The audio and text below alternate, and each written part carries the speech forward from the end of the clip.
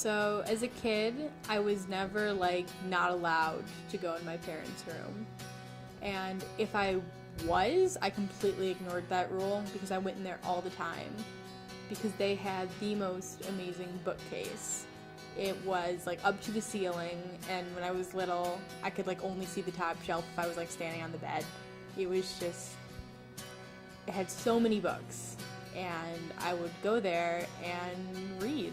I would just sit down in front of the bookcase and read as much as I could. I would read, it started out with just my books, but once I got bored with them or finished them, I started to try to read my parents' books.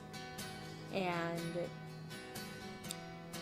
one day I came across these 3 really ugly books.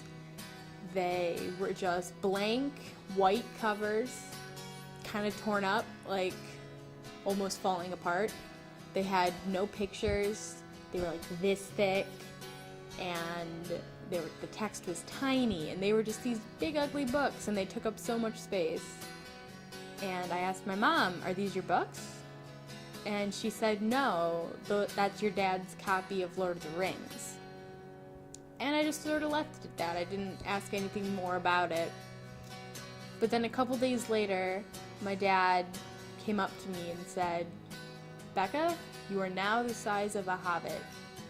And he proceeded to tell me what a hobbit was, and all about the world, the magical world of Middle-earth, and the epic story of Lord of the Rings, and I just fell in love.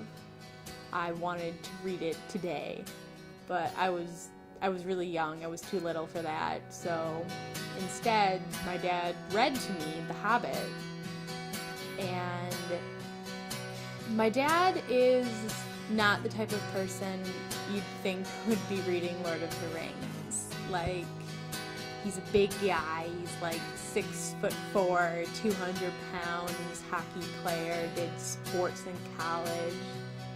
The way he would try to bond with my sister and my brother was through sports. But I never played sports, so I couldn't really have that connection there. So what we did was we read Lord of the Rings together.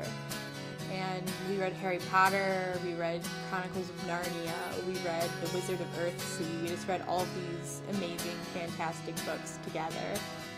And it really just sort of opened me up to this wonderful world of fantasy books that I really, really love.